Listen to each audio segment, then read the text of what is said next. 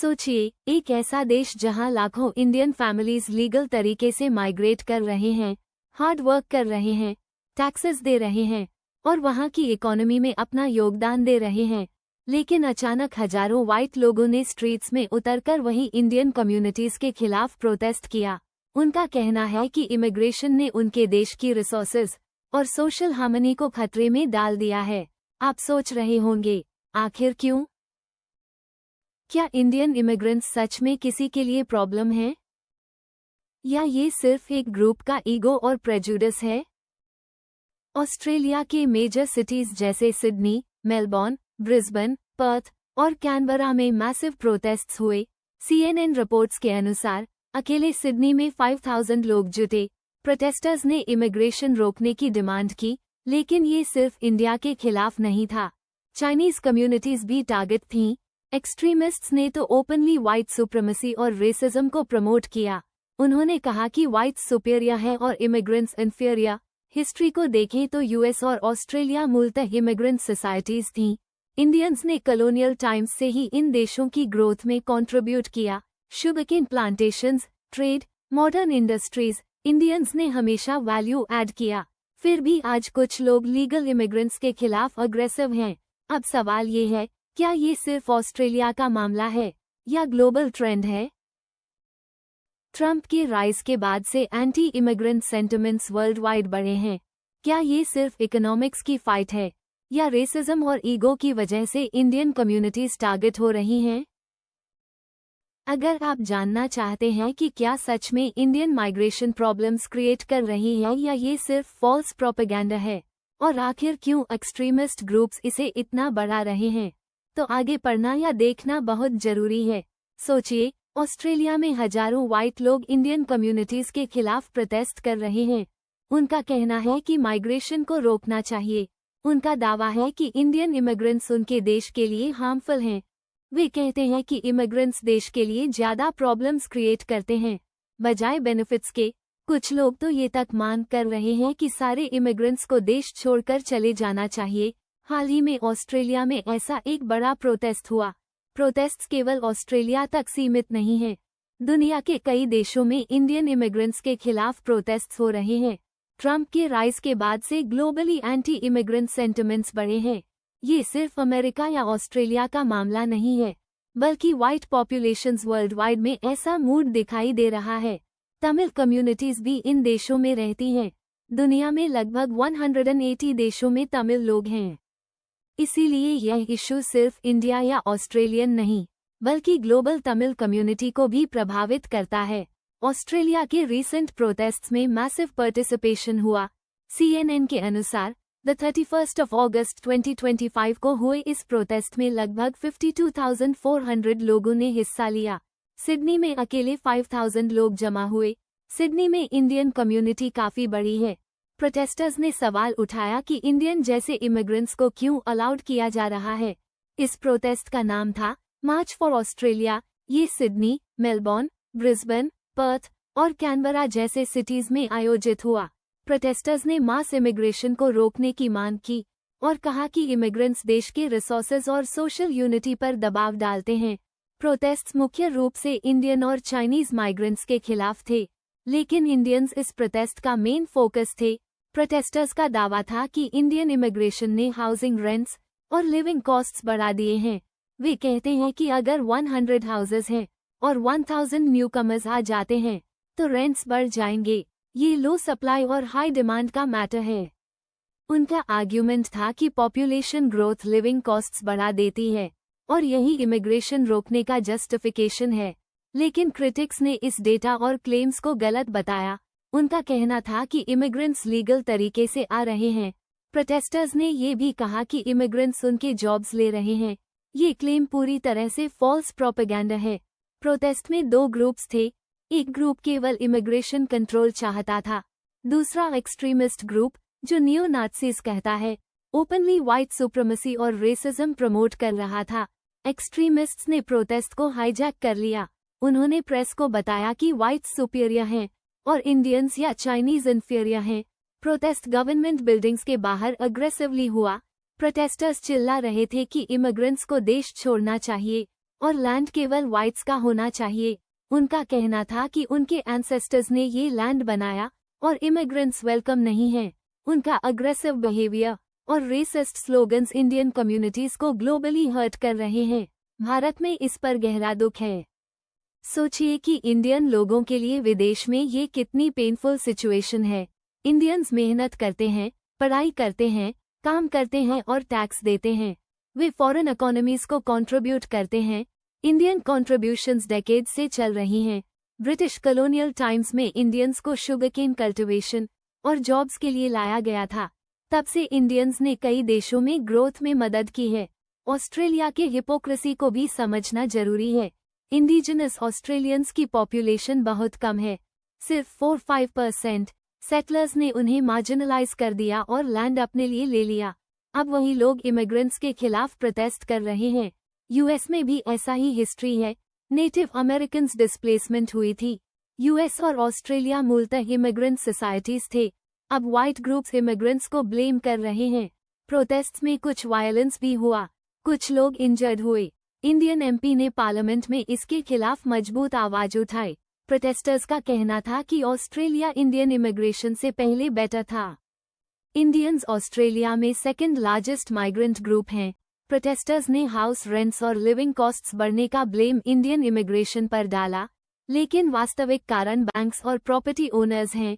Indian students foreign economies के लिए बहुत इंपॉर्टेंट हैं।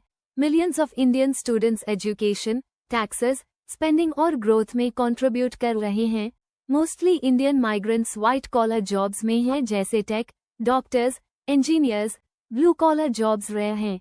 इंडियन सक्सेस कुछ रेसिस्ट ग्रुप्स को पसंद नहीं आता। उनकी ईगो और व्हाइट सुप्रीमेसी मेंटालिटी इसको फ्यूल कर रही है। व्हाइट पॉपुलेशंस में 3 प्रकार की ओपिनियंस हैं। पहला, मेजॉरिटी ग्रुप इमिग्रेंट्स को सपोर्ट करता है। इंडियंस को इसकी एप्रिशिएशन करनी चाहिए। ऑस्ट्रेलिया के ज्यादातर लोग लीडर्स सहित इमिग्रेशन के सपोर्टिव हैं। दूसरा, कुछ लोग इमिग्रेंट्स को ब्लेम करते हैं कि उन्होंने लिविंग कॉस्ट्स बढ़ा दिए। तीसरा, एक्सट्रीमिस्ट ग्रुप जो ओपन व्हाइट सुप्रीमेसी और रेसिज्म प्रमोट करते हैं। प्रोटेस्ट्स में कभी कभी इंडियन खुद भी इमिग्रेशन कंट्रोल के लिए बोलते हैं। एग्जाम्पल में एक इंडियन ऑस्ट्रेलियन जर्सी पहनकर बोल रहा था कि इमिग्रेशन कंट्रोल्ड होनी चाहिए, लेकिन क्राउड ने उसे रिजेक्ट कर दिया क्योंकि वह इंडियन था। इससे क्लियर होता है कि कुछ लोग माइग्रेशन अपोज करते हैं और कुछ व्हाइट सुप्रीमेसी प्रमोट करते हैं। माइग्रेशन की रीसेंट सर्च को भी समझना जरूरी है। कोविड के दौरान माइग्रेशन 2 साल रोक दी गई थी। अब डिलेड इमिग्रेंट्स आ रहे हैं, इसलिए नंबर्स ज्यादा दिखाई दे रहे हैं। ऑस्ट्रेलियन गवर्नमेंट लीगल तरीके से इंडियंस को अलाउ करता है। एड्स चेन्नई जैसे सिटीज में प्रमोट करती हैं। स्टडी, वर्क और settle in Australia. Indian migrants hard work करते हैं, टैक्सेस देते हैं और कंट्रीज की ग्रोथ में कंट्रीब्यूट करते हैं। रेसिस्ट ग्रुप्स यही सक्सेस टॉलरेट नहीं कर पा रहे हैं।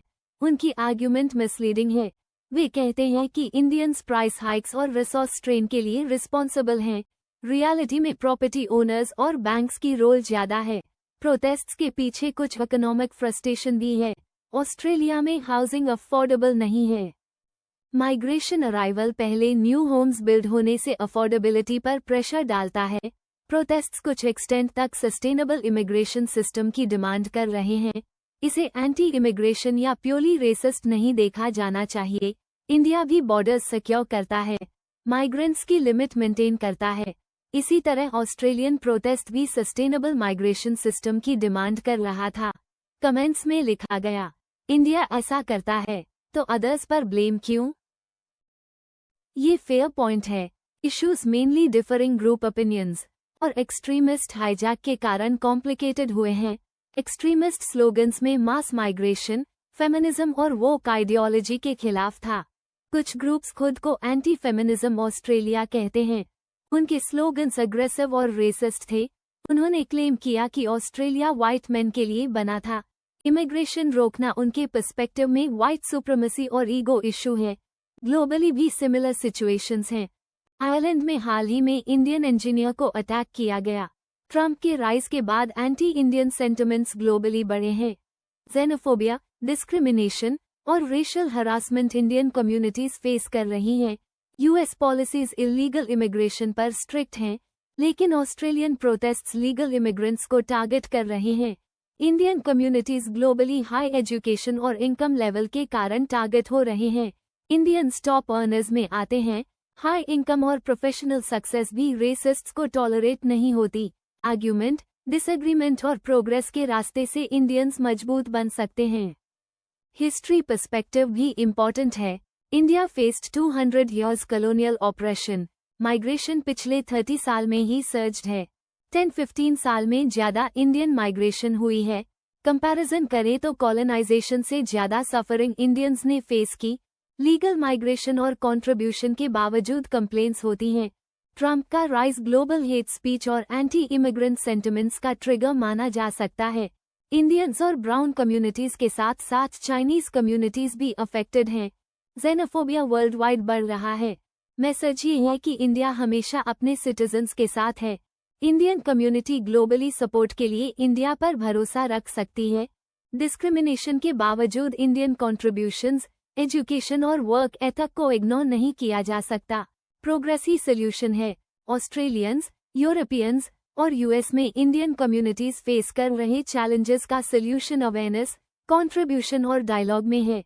रेसिज्म और एक्सट्रीमिस्ट हाईजैकिंग को इग्नोर करके नॉर्मल सिटीजन्स के साथ इंटरैक्शन, सक्सेस और लीगल माइग्रेशन को फोकस करना चाहिए। इंडियंस ग्लोबली, चाहे ऑस्ट्रेलिया में हो या यूरोप में। इस वीडियो को वाइडली शेयर करें। अपने एक्सपीरियंसेस कमेंट में शेयर करें। डेली लाइफ में रेसिज्म, डिस्क्रिमिनेशन और जेनोफोबिया फेस हो रहा है। स्कूल्स, कॉलेजेस, वर्कप्लेसेस और नेबरहुड्स में ग्लोबल ट्रेंड्स को ऑब्जर्व करें। माइग्रेशन, एजुकेशन, वर्क अपॉर्चुनिटीज और कंट्रीब्यूशन फोकस करें। नेगेटिव वॉइसेस और एक्सट्रीमिस्ट ग्रुप्स इग्नोर करें। इंडियन कम्युनिटी ग्लोबली स्ट्रॉन्ग और एजुकेटेड है। फ्यूचर में प्रोग्रेस ही डिस्क्रिमिनेशन का अल्टीमेट जवाब होगा। इस पूरे इशू में समझना जरूरी है कि प्रोटेस्ट सिर्फ एक्सट्रीम वॉइसेस की बात नहीं है। मेजॉरिटी ओपिनियन सपोर्टिव है। एक्सट्रीमिस्ट्स इशू को हाईजैक कर देते हैं। लीगल माइग्रेशन, कंट्रीब्यूशन और इकोनॉमिक इन्वॉल्वमेंट इंडियन कम्युनिटीज की प्रोटेक्टिव शील्ड है। इंडियंस अब्रॉड, चाहे वह सिडनी, मेलबॉर्न, पर्थ या यूएस, यूरोप में हो, चैलेंजेस फेस कर रहे हैं। कम्युनिटी सपोर्ट और लीगल फ्रेमवर्क के तहत माइग्रेंट्स अपनी सेफ्टी, राइट्स और कंट्रीब्यूशन सिक्योर कर सकते हैं। अवेयरनेस और यूनिटी से एक्सट्रीमिस्ट एजेंडाज वीक होंगे। रेसिज्म, जेनोफोबिया और एंटी इमिग्रेंट सेंटिमेंट ग्लोबली बढ़ा है। अवेयरनेस, डिस्कशन और कंट्रीब्यूशन से इंडियंस स्ट्रॉन्गर होंगे। लीगल माइग्रेशन, एजुकेशन और इकोनॉमिक प्रोग्रेस ही अल्टीमेट आंसर है। इंडियंस वर्ल्ड वाइड, चाहे ऑस्ट्रेलिया में हो या कहीं और, डिस्क्रिमिनेशन के बावजूद आगे बढ़ें। लीगल माइग्रेशन, टैक्सेस, कंट्रीब्यूशन और सक्सेस का पाथ मेंटेन करें। रेसिज्म इग्नोर करें और प्रोग्रेस में फोकस करें। हिस्ट्री से सीखें और ग्लोबल कम्युनिटी में अपनी पोजीशन मजबूत करें।